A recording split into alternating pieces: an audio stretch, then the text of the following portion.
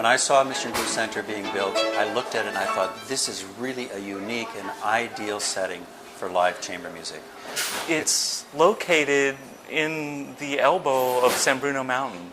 So you're in this space hearing this remarkable music, and there's mountain all around you.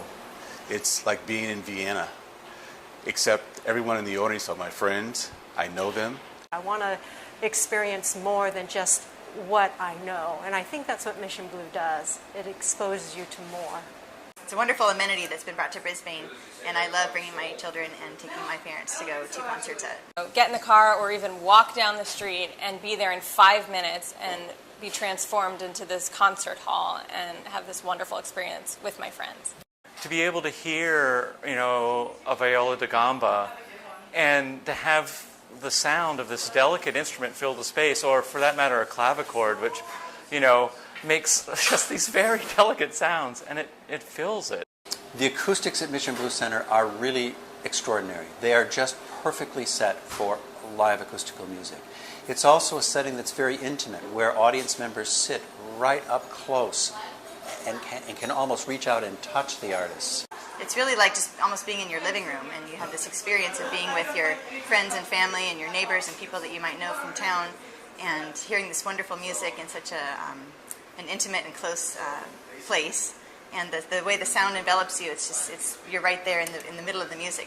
One of our favorite groups to see is Ensemble Mirabile with Zhang He. And then we got to also see her at Davies Symphony Hall. And we just felt this tremendous letdown at Davies, because while live at Mission Blue, the music was in our laps all around us. That at Davies, it felt like we had to strain to pick out just even most the delicate pieces.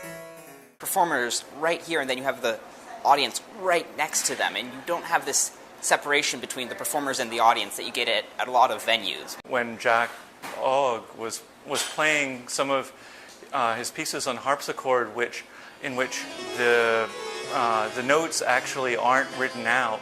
They're just sort of scrawled on the page, going up and down, and in this total mismatch of music, that we could see what he was trying to play off as his fingers were dancing on the keys.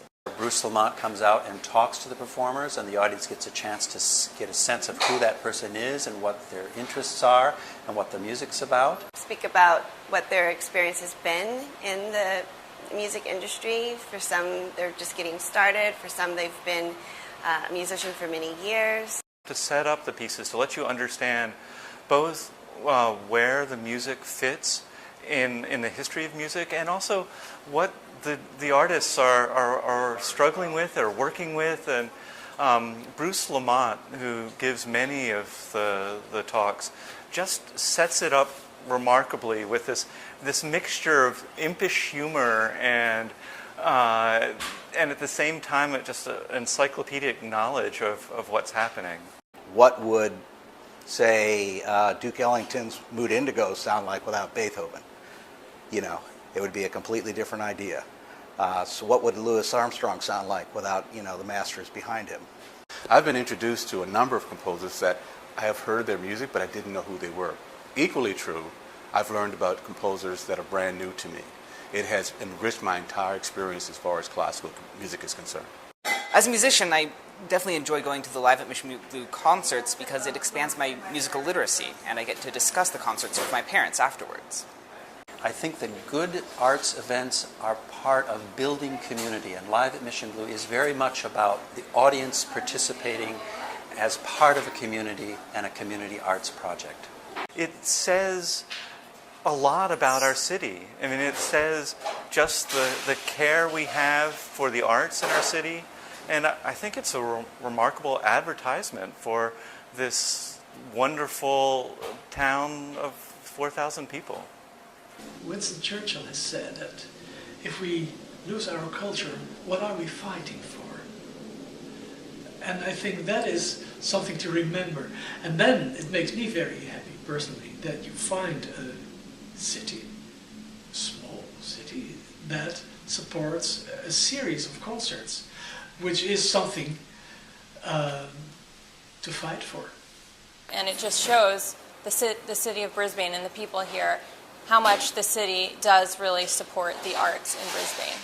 At the end of the live concert series, there are opportunities to speak more openly and candidly with the artist. The one thing that's so unique about it is that it's very unintimidating. They all come across as very personable.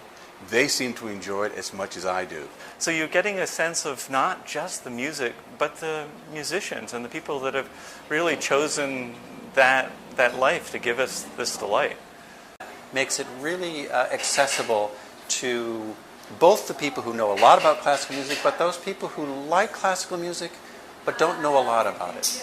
I'm really looking to create a venue where the novice can come to learn, enjoy, and appreciate classical music. Just got into a nice discussion with one of their musicians about Harry Parch, who actually broke down the scale into fractions rather than actual 12 notes. Also get feedback as a player from the people what they have experienced. And that is very nice. It's not so that at Mission Blue that people rush out after the concert. They stay, they have a glass of wine, and it's and I like to talk with them after the performance. You can talk to people from the audience that you kind of ran into, or then the artists themselves. And it's, again, it's just really relaxing, and it's just so friendly and open in that sense. The ticket prices feel like a gift. They're in no way aligned with just how rich the experience is. So the Live at Mission Blue concert series would be an amazing gift for anybody to receive who loves music, who loves live music, who loves hearing music in a close, personal, warm setting, who doesn't want to deal with the traffic and the hassles of the bigger venues and wants to just show up, park easily, hear some beautiful music, meet some friendly people, and have a great night out. I live in San Francisco, and everything seems to be top dollar there. So, if I'm comparing it to that, it's like bargain. For $10, $15, you get a live music experience. You get music you don't hear often. They're so low that there's no question about whether we would bring our son to it, who would listen to the first few pieces and then fall asleep. And so he would be falling asleep listening to this remarkable music. I really appreciate that the ticket prices are discounted for students and seniors. I think that's a great way to encourage people who might not have the means to attend the concerts. I usually go to the Live at Mission Blue concerts with my parents.